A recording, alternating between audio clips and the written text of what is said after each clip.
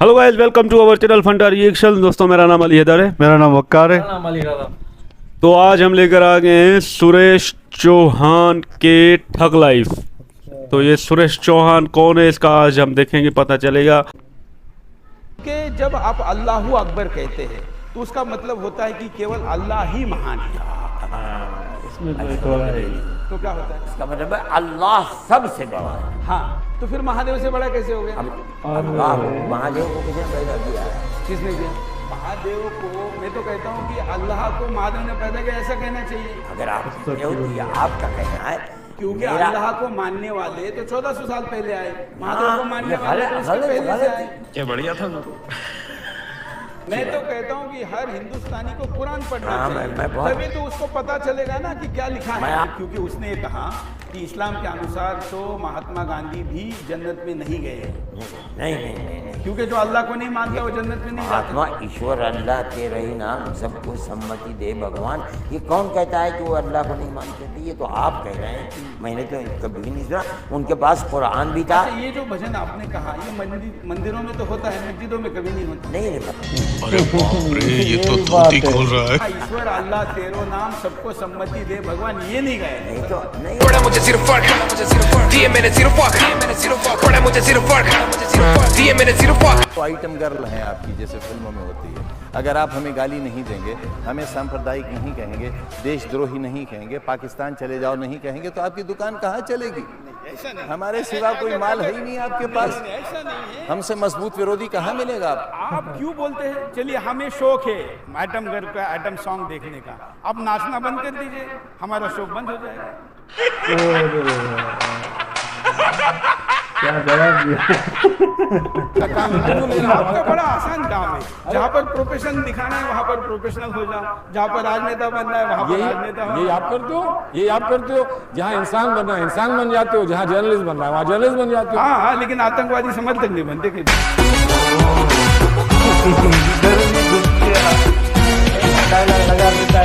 दोस्तों, इस वीडियो को आप 2 मिनट का देख चुके हैं तो समझ तो गए ही होंगे कि ये थग लाइफ किसके ऊपर है। लेकिन मैं एक चीज क्लियर कर दूं कि इस वीडियो का मकसद कतई हेट फैलाना या दुष्प्रचार करना या किसी भी धर्म के प्रति बोलना नहीं है।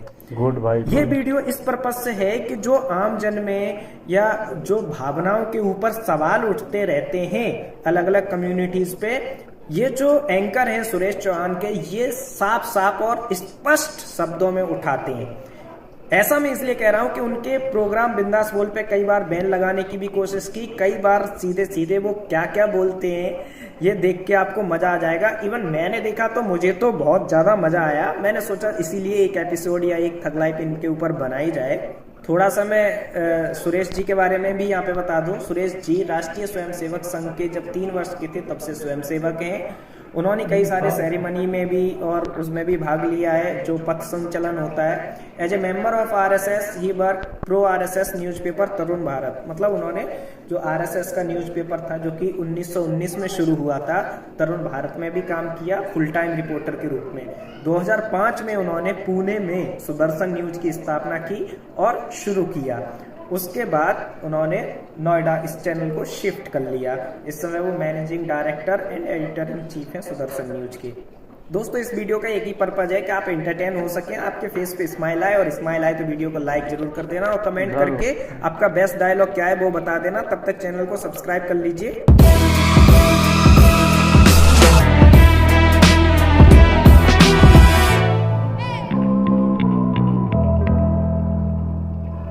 आतंकवादी का कोई मजहब या कोई धर्म नहीं होता। क्यों ऐसा बार बार आप लोग कहते हैं? ऐसा वो बेचारे तो वहाँ 72 हुरों के लिए अपनी जान देते और आप कहते हैं कि आप वो मुसलमान नहीं है।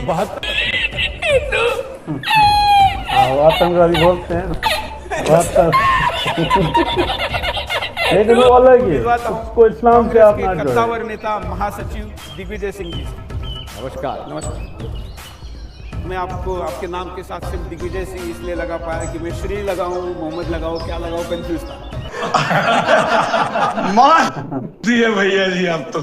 आपका बचपन से ही आरएसएस के साथ जुड़ाव रहा है? ये मैंने आपका और मैं संघ का स्वयंसेवक था, अच्छा। हूँ और रहूंगा। अच्छा, ये तो बता lifetime- के ये बता के मुझे कोई फायदा नहीं चाहिए और बताने से होने वाला कोई भी नुकसान मुझे मंजूर। इंडियन एक्सप्रेस में एक कॉलम पढ़ रही थी, उन्होंने आपकी चैनल पे कुछ 2-3 लाइंस लिखी थी। तो कुछ लोगों का मानना है कि ये टेंशन बढ़ा रहे हैं सोसाइटी में, ऐसे ज्यादा हिंदूवाद को बढ़ावा देके या किसी माइनॉरिटी के अगेंस्ट कुछ। हिंदूवाद हिंदुस्तान में नहीं बढ़ाएंगे मैडम, तो पाकिस्तान में बढ़ाएंगे क्या?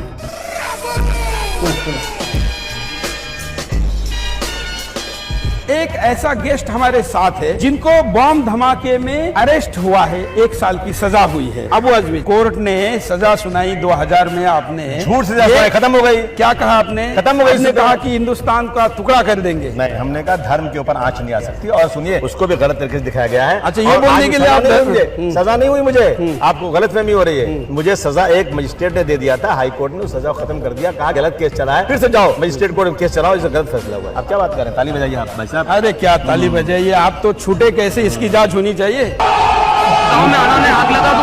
मुंबई पे आते, मुंबई के राजनीति पे आते। मैं आज देख रहा था, फाइल पढ़ रहा था। मैं भी हूँ महाराष्ट्र का, लेकिन आज आपकी इंटरव्यू करने आया तो देख रहा था कि महाराष्ट्र के सबसे अमीर राजनेता सबसे बड़े बड़े सारे हैं, मैं सबसे छोटा हूँ। शरद पवार के राज्य में शरद पवार सबसे अमीर राजनेता नहीं है अबू आजमी। ये तो मजाक हो जाएगा ना। ऐसा है ना, तो मजाक है ना। ये तो कागज में आपने लिख के दिया है, सच्चाई दिया ना। मैं तो शरद पवार ने झूठ दिया। बात नहीं, शरद मैं अपनी सारी की सारी चीजें ओपन करके देता हूँ, क्योंकि मुझे कोई डर नहीं है। मैंने कोई राजनीति से 1 रुपया कमाया नहीं, बल्कि हजारों लाख रुपया राजनीति में खर्चा करके लोगों की मदद करता हूँ। इसमें दाऊद के कितने हैं?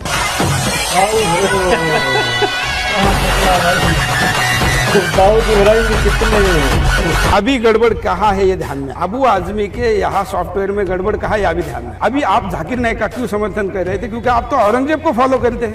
अरे बाप रे, ये तो धोती खोल रहा है। हमारे हामिद अंसारी साहब मदरसे से पास हो गया है। क्या हामिद अंसारी का नाम ले रहे हैं? जिनके डिप्लोमेट रहते हुए उनके राष्ट्रीयता पर शक लिखने उठाने वाली किताब लिखी गई है रॉ के ऑफिसर के द्वारा। ये तो देखिए, आप रॉ के ऑफिसर ने कहा कि आदमी ईरान के लिए काम करता था कि हिंदुस्तान के लिए काम करता था। जो आप जिसको और जिस आदमी का जिना के बगल में फोटो लग रहा है उस हामिद अंसारी का नाम आप ले रहे हैं। अरे फिर 10 साल तक आपका उप राष्ट्रपति रहा है। वो तो ऐसे कितने संवैधानिक बलात्कार इस देश पर हुए, उसमें से एक वो भी था।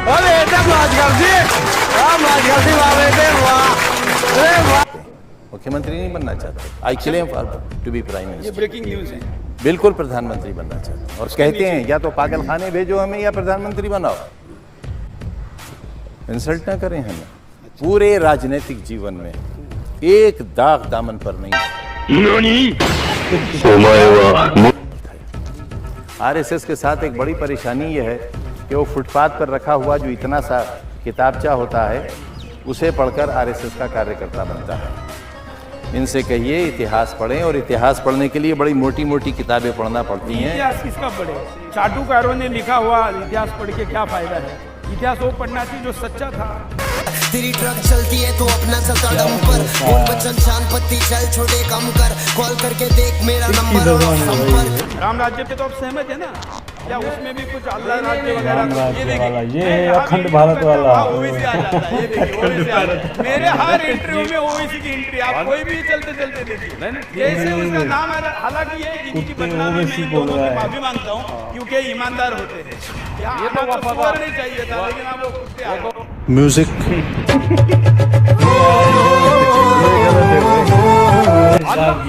अल्लाह वो जो आलू का आज ही बदल लिया साला। जो किसान है वो बर्बाद। आलू राम राम सिब्बल जी। भारत माता की जय। भारत माता की वंदे मातरम। आज आपके साथ इंटरव्यू करने जा रहे हैं। लोगों ने बहुत सवाल पूछे हैं, आप भी पूछ लीजिए। हाँ तो वही आपके, हम तो उन्हीं की तरफ से पूछेंगे। चलिए चलिए। हम तो आतंकवादियों की तरफ से नहीं पूछेंगे जैसे आप पूछते हैं।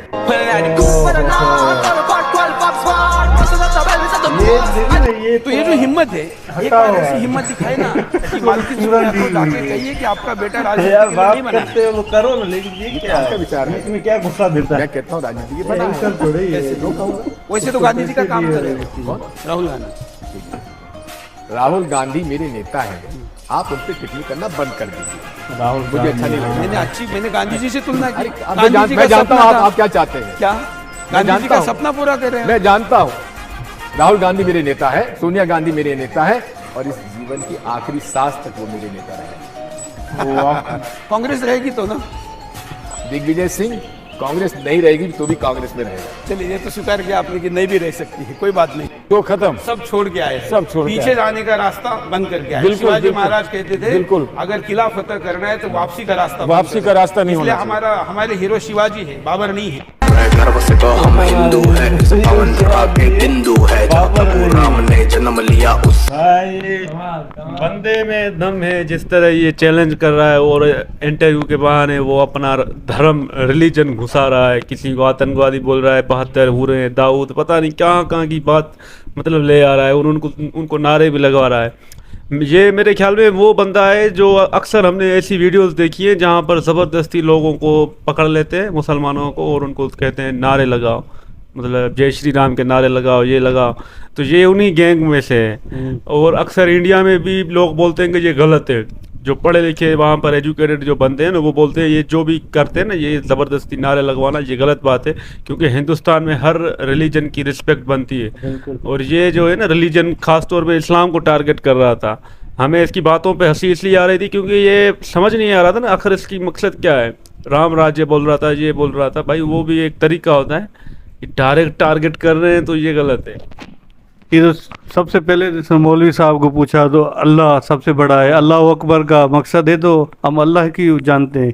ये बोला फिर महादेव कहाँ है, तो इसने 2-4 ऐसे लफ्ज बोले ना, वो गलत थे।